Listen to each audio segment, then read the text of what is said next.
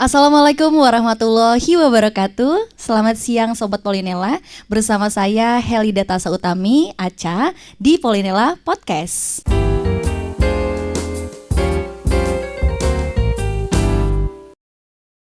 Siapa sih yang gak pengen pergi ke luar negeri? Apalagi kalau alasannya untuk menuntut ilmu. Seperti having short course, dan hari ini kita akan menggali informasi lebih detail mengenai program short course yang bisa didapat oleh dosen Polinela. Dan pastinya bersama narasumber yang berkompeten di bidangnya, yaitu Bapak Dr. Septa Fiansyah Dwi Putra. Halo, selamat siang Pak. Halo, selamat siang Mbak Aca. Selamat siang Sobat Polinela. Apa kabarnya Pak? Alhamdulillah dalam kondisi sehat. Alhamdulillah ya. Kalau melihat Pak Septa ini memang terlihat sekali akan bentar lagi keluar negeri gitu Pak. Amin, Kayaknya vibes luar negerinya itu sudah keluar dari sekarang gitu Pak ya. Amin, mudah-mudahan visanya lancar ya Mbak Aca. Amin ya rabbal alamin. Berbicara tentang program short course yang sekarang ini lagi terkenalnya nih Pak. Pastinya kan tidak mudah untuk mendapatkan program itu ya Pak. Betul.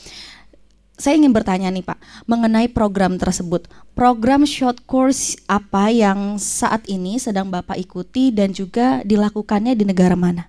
Oke, terima kasih Mbak Aca nih. Jadi mungkin sebelum masuk cerita mengenai kapan dan di mana pelaksanaannya, mungkin saya cerita sedikit kali ya. Bahwa sebenarnya kan banyak sih program short course, terutama di masa-masa setelah pas pandemi ini.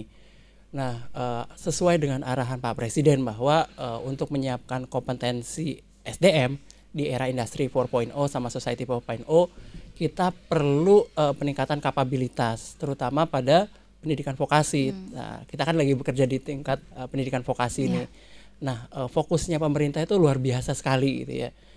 Di tingkat dirjen vokasi, termasuk arahan Pak Direktur juga kemarin meminta dosen semuanya kalau perlu untuk join pada acara short course.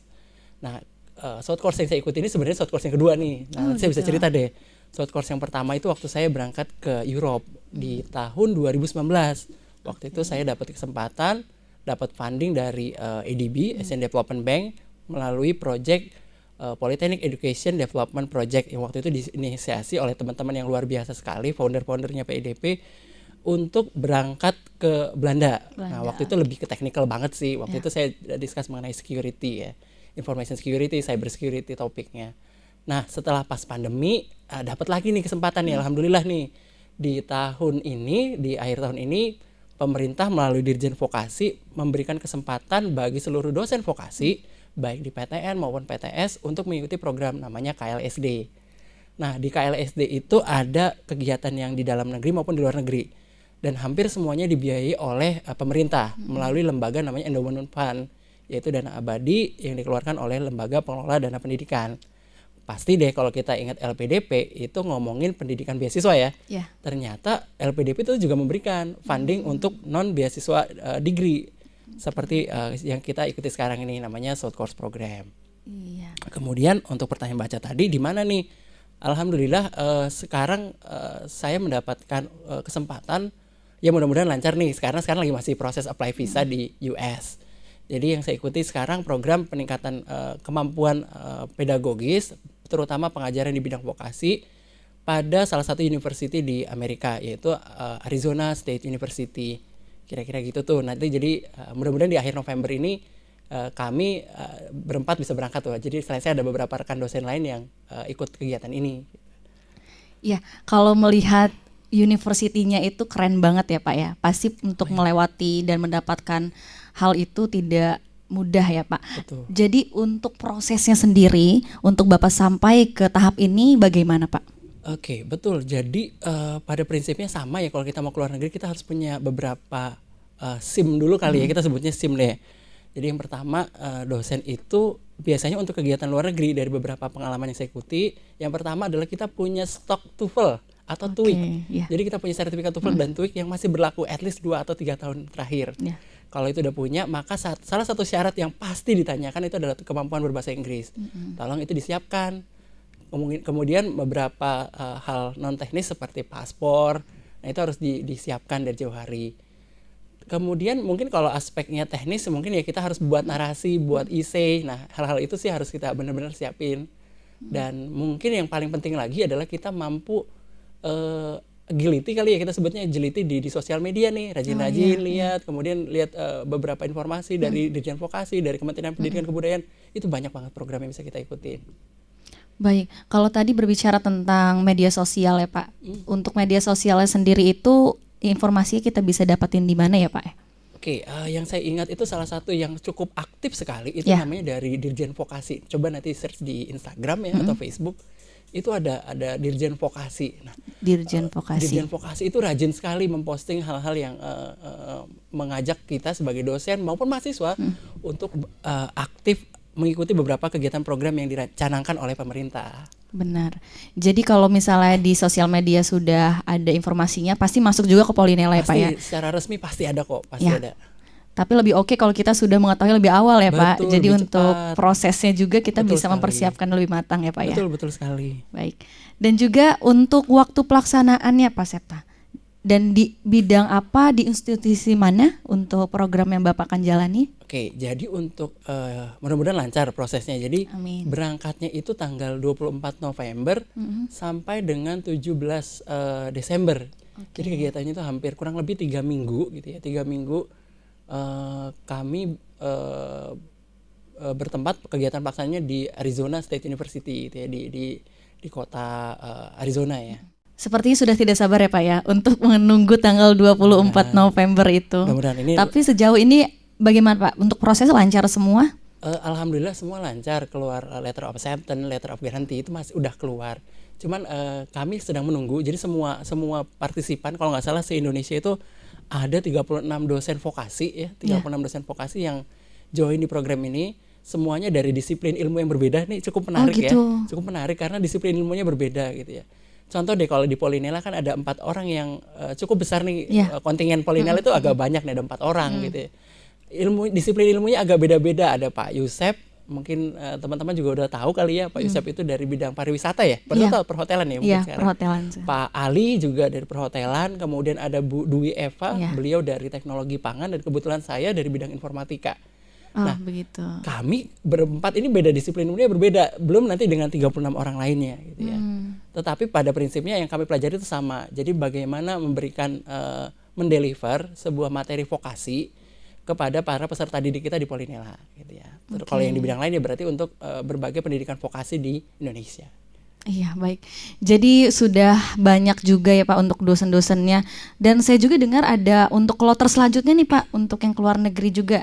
Jadi untuk informasi dari South Course ini sebenarnya sudah mulai beredar juga. Jadi kita perlu untuk menggalinya informasinya. Mungkin dengan mendengarkan Pak Septa hari ini, yang kebetulan juga Pak Septa ini merupakan alumni dari Politeknik Negeri Lampung. Dan saat ini menjadi dosen di manajemen informatika ya Pak ya? Betul. Oke. Dan untuk berbicara tentang hal tersebut ya Pak, untuk short course-nya, ada alasan tidak sih Pak untuk negara ini yang dijadikan untuk tempat para dosen-dosen ini memiliki untuk short course dan juga menjalankan kegiatan tersebut? Oh betul sekali Mbak Aca. Jadi gini, salah satu kiblat pendidikan vokasi di Indonesia itu ada beberapa ya. Salah satunya adalah yang pertama mungkin kita sering dengar Jerman deh, pendidikan vokasi di Jerman lumayan luar biasa gitu. Itu jadi kiblat di kita. Selain Jerman ada US. Berdua itu kayaknya US deh. Amerika itu jadi salah satu target orang mengaplikasikan konsep vokasi di sana gitu ya. Makanya kalau di Amerika kan kita sering denger ya, university sana selain ada University of apa gitu, di sana juga namanya college ya. Community college. Nah, itu kan kalau di Indonesia jadi namanya akademi komunitas. Itu banyak sekali di Indonesia gitu ya. Selain US itu ada Australia sama New Zealand gitu ya. Nah, Australia New Zealand ini bahkan kiblatnya jadi pendidikan buku-buku yang dulu nih di Polinela. Kalau kita lihat nih sejarah Polinela itu buku-bukunya berasal dari New Zealand dan Australia. Balik lagi, kenapa Amerika gitu ya? Amerika itu paling lumayan dahsyat ya untuk implementasi pendidikan vokasinya, itu salah satu yang terbaik di dunia gitu ya. Di sana itu banyak dan dari SMA pun sudah mulai terpisah tuh antara pendidikan akademik sama pendidikan vokasi. Jadi mudah-mudahan kami ketika kami berangkat ke sana, kami dapat pengalaman yang menarik gitu ya, pengalaman yang baik yang untuk bisa diimplementasikan nanti ketika kita kembali ke Indonesia lagi. Amin, pasti ya Pak ya untuk hal itu ya. Kalau tadi kita sudah berbicara tentang short course untuk para dosen, Dan pastinya ada juga untuk program-program ataupun short course untuk mahasiswa ya Pak. Mungkin boleh diberikan informasi terkait hal tersebut Pak? Baik, oke. Jadi selain untuk dosen, karena gini ya, perintahnya Pak Presiden itu kan peningkatan kapabilitas SDM terutama pada bidang vokasi gitu ya. Jadi yang sebelumnya vokasi itu agak-agak redup nih, sekarang sangat terang benderang nih. Pemerintah dengan luar biasanya mensupport pendidikan vokasi ini gitu ya. Nah, salah satunya adalah selain tidak hanya untuk dosen, sekarang untuk mahasiswa selama 2 tahun terakhir kalau nggak salah ada namanya program nih. Kita sering dengar lah, teman-teman mahasiswa Polinela pasti udah sering dengar banget nih. Namanya IISMA gitu ya. Indonesian International Student Mobility Award gitu ya. Dan sekarang lebih fokus lagi IIFOSMA kalau nggak salah. Nanti coba dicek ya, IIFOSMA. Kalau nggak salah IIFOSMA Kemdikbud, coba nanti teman-teman search di Google. Itu juga manfaatnya luar biasa gitu ya. Jadi nanti mahasiswa itu bisa dapat kolaborasi dengan industri di luar negeri, bukan dalam negeri Mbak Ica. Jadi di luar negeri nih. Syaratnya itu juga nggak terlalu sulit ya. Yang penting kita belajar berkomunikasi yang baik, kita bersurat, beremail dulu. Nanti misalkan kita dapat letter of guarantee dari sana, kemudian kemampuan berbahasa Inggris kita juga ternyata mahasiswa itu wajib gitu sekarang. Mau nggak mau, prodinya apapun, bahasa Inggris adalah harus menjadi bahasa universal di Polinela. Iya benar. Gitu. Dan itu fully funded ya Pak? Fully untuk programnya? Fully funded, bahkan sampai apply visa juga dibayarin. Wow. Nah, itu menariknya. Menarik sekali ya, jadi mendapatkan ilmu dan juga sekalian jalan-jalan juga ke luar negeri. Jadi untuk para dosen Polinela, kalau untuk dosen ini tidak diragukan lagi ya Pak ya, karena untuk pengalaman bahasanya memang dari awal sudah dikuatkan di bahasa Inggrisnya, dan para mahasiswa juga khususnya di setiap prodi sekarang bahasa Inggris itu menjadi hal yang utama gitu untuk kelulusan mereka dan juga saat mereka akan magang ataupun bekerja nanti gitu. Dan harapannya semoga saja apa yang akan kita jalankan seperti short course juga magang itu dapat bermanfaat dan juga memberikan kontribusi yang baik ya Pak untuk Lampung ini sendiri tentunya. Betul sekali. Dan berbicara tentang short course, tadi kita sudah mendapatkan informasi dan juga mendapatkan wawasan baru nih Pak dari Bapak mengenai program-program tersebut, mengenai negaranya juga kita tadi sudah tahu dan juga sudah dengar. Kita juga ingin mendengarkan nih Pak, saran dan juga pesan-pesan Bapak untuk para dosen dan mahasiswa Polinela agar dapat menjadi motivasi untuk dapat mengikuti jejak Bapak.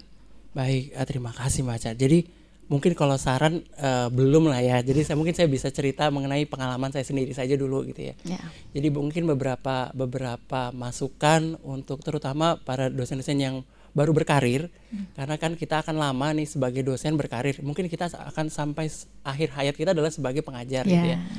Jadi yang pertama adalah pastikan bahwa program magang itu sangat bermanfaat sekali, terutama untuk keberlanjutan kita sebagai seorang pengajar gitu ya, sebagai seorang pendidik gitu ya.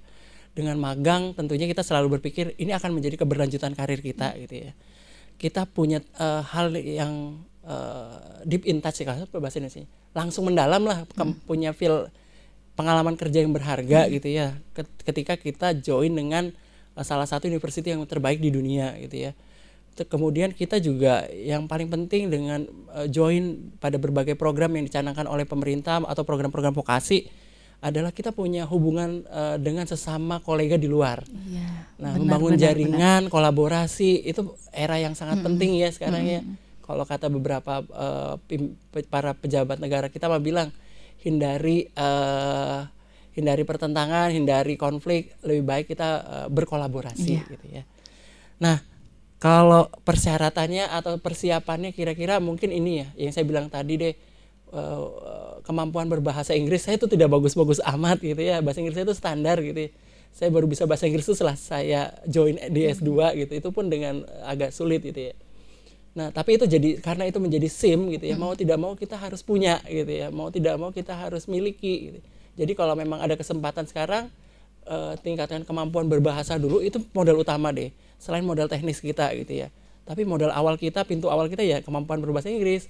Dibuktikannya dengan apa? Ya dengan sertifikat TOEFL atau TOEIC tadi gitu ya. Di Polinela kan udah disupport ya kalau nggak salah teman-teman lab bahasa itu saya pernah ikut ujian, dan kebetulan karena alhamdulillahnya karena difasilitasi oleh Polinela, saya bisa dapat banyak kesempatan tuh setelah mengikuti ujian TOEIC dari lab bahasa Polinela.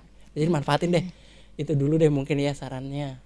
Jadi tadi Pak Septa sudah menjelaskan mengenai semua hal yang berkaitan dengan program short course Sobat Polinela.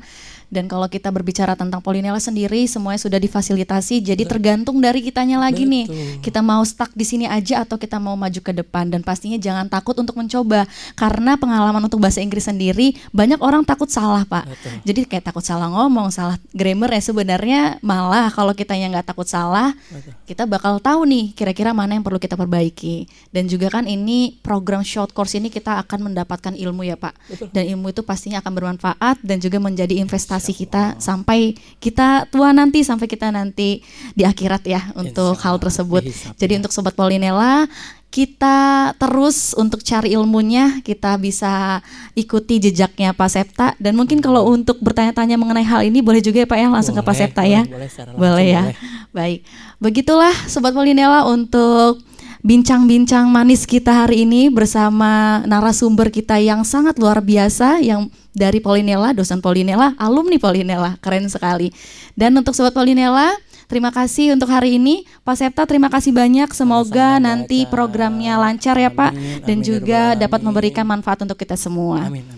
Baik Sobat Polinela, itu tadi bincang-bincang manis kita bersama Bapak Dr. Septa. Dan untuk Sobat Polinela, jangan lupa dengarkan Polinela Podcast di aplikasi Spotify milik kamu. Dan juga saksikan di YouTube Politeknik Negeri Lampung. Sampai jumpa, saya akhiri. Wassalamualaikum warahmatullahi wabarakatuh.